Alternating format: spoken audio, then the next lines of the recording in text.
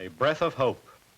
Early in 1966, left-wing political leaders castigated conservatives for trying to influence the 1966 elections, saying that our objective was to unseat new liberals elected in 1964. They fearfully predicted that if liberal Democrats lost as many as 37 seats in the House, the loss would spell the doom of Johnson's Great Society. Actually, they lost 47 seats. And if these 47 votes had been switched in 1965-66, they would indeed have blocked key segments of Johnson's socialistic program. Constitutional conservatives are not jubilant about such Republican victories as those of the Rockefellers in New York and Arkansas, but the 1966 elections did give us a fine breath of hope. The 1968 elections could give us the restoration of our constitutional republic if we redouble our efforts toward that end. That is a summary of my report on A Breath of Hope.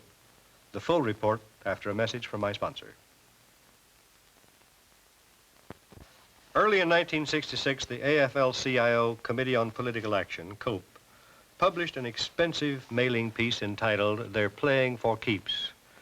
COPE was talking about the John Birch Society, about me, and about 5 other broadcasters whom COPE calls the big guns on the rightist radio and TV firing line.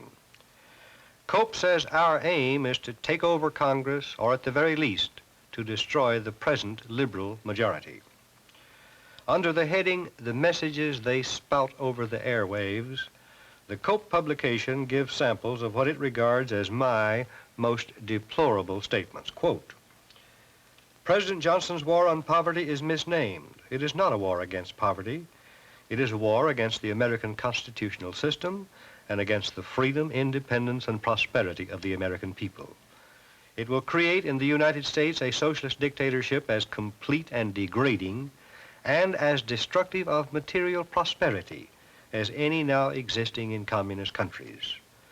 Our republic can be saved if the people will elect a Congress and a president who will respect the Constitution as a clear and binding contract of government, who will repeal all existing federal laws and abolish all existing federal programs not obviously authorized by some provision of the Constitution, who will reject all new proposals for federal programs not sanctioned by the Constitution. In short, we the people must put constitutionalists at the helm of government, end quote. Well, that's what the Union publication quoted me as saying, and I said it. It quoted me correctly. It's not often that I can congratulate left-wing union bosses for honesty, but here I can. They admit that we whom they call rightists want a return to legal American constitutional government. They obviously want a socialist dictatorship arranged and managed by elected minions whom they tightly control. In the 89th Congress, the one which Johnson called my Congress, union-supported liberals had a near monopoly. Of the 435 representatives, 248 were friends of union bosses, and 60 of the 100 U.S. senators were generally regarded as union flunkies. Totalitarian liberals are eloquent and effusive about what they call the democratic process, as long as they control it. But they are frenetic about any threat to their monopolistic control. Their frenzy shows in the COPE publication I mentioned. Quote, the tidal wave of votes that swept President Johnson into office in 1964 carried with him 51 new liberals into the U.S. House. These 51 new liberals have spelled the difference between victory and defeat for Great Society programs. These are the seats the right-wingers are after, end quote. COPE said that a loss for Democrat liberals of as many as 37 seats in the House of Representatives would put an end to Johnson's Great Society programs. Actually, their losses were even greater than anxious labor leaders had feared. Republicans made a net gain of 47 seats in the House of Representatives, 3 in the Senate.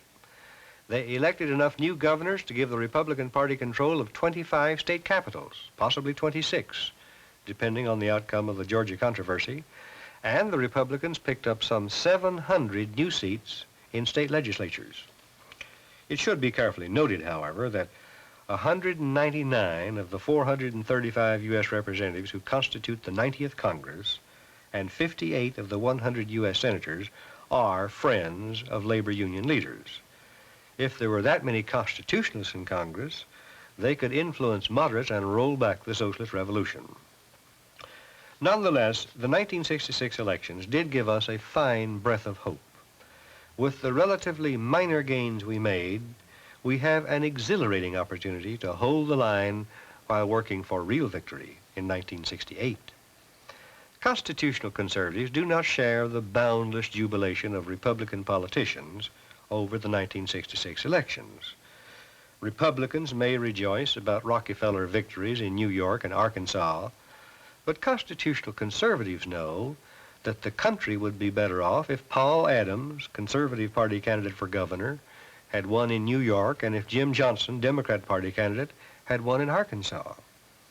Constitutional conservatives cannot rejoice about victories of such Republicans as George Bush, who won a seat in the House from Houston by advertising himself as a progressive, and David Cargill, who won the governorship of New Mexico by campaigning as a liberal.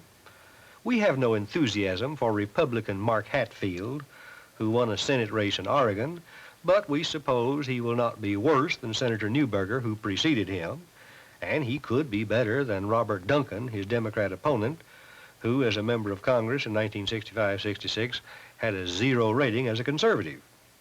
We are not gleeful about George Romney's victory in Michigan, but we are delighted that his opponent and Soapy Williams were soundly defeated. Congressional Quarterly's analysis of the 1966 elections is typical of about 99% of the public analyses that have been made. Quote, "The vast majority of successful Republican candidates, both for congressional and state offices, appeared to have rejected the ultra-conservative ideology which former Senator Barry Goldwater symbolized and which carried the GOP down to its lowest level since the Depression.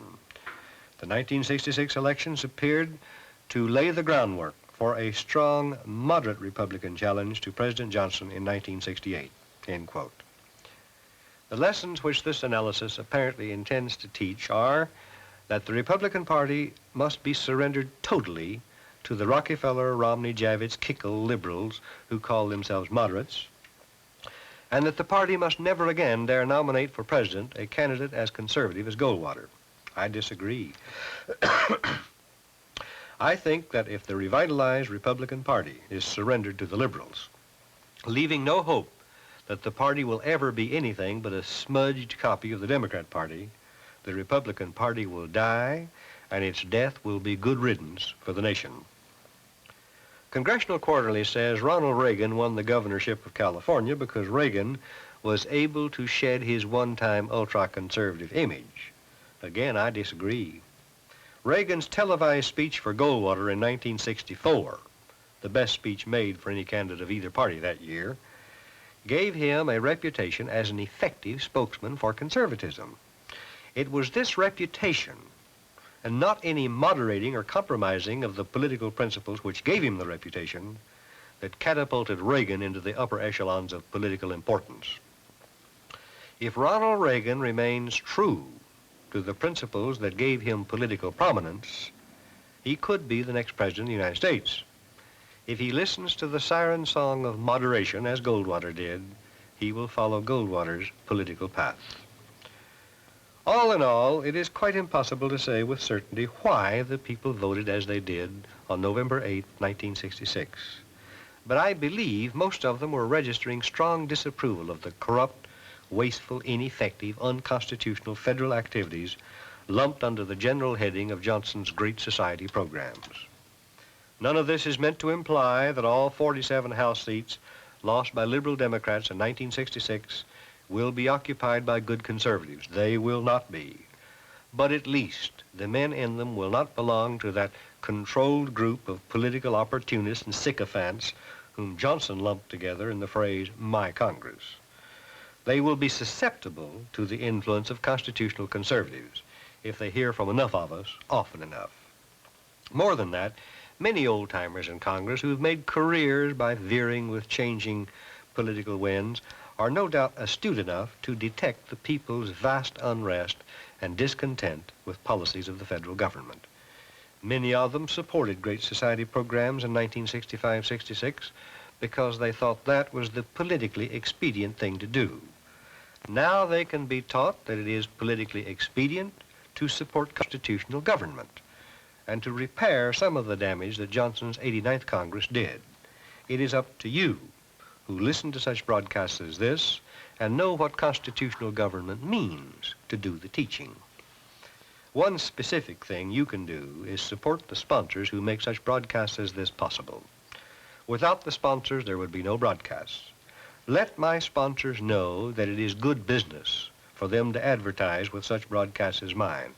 Write them letters telling them so, but more importantly, give them your business. That's the way to help keep such broadcasts as mine on the air. A month before the 1966 elections, hard-working conservatives on the point of quitting were saying gloomily that the Johnson steamroller could not be stopped, that our republic would not last long enough for constitutionalists to establish even a beachhead in Congress. Now they're saying, we have our beachhead, let's go. The 1966 elections gave us a breath of hope. The 1968 elections can give us the restoration of our constitutional republic. The time to start doubling and redoubling our efforts for 1968 is now, right now. And to help do the educational job that needs to be done in the next 2 years, all of you who know and care need educational tools. One tool that I suggest is my published report. You can get a trial subscription of it for 3 months, $3. For the report on which this broadcast is based, send 25 cents to Dan Smoot, Dallas 14, Texas, and ask for $5.90, A Breath of Hope. 10 copies, $1. This is Dan Smoot. Goodbye. God bless you.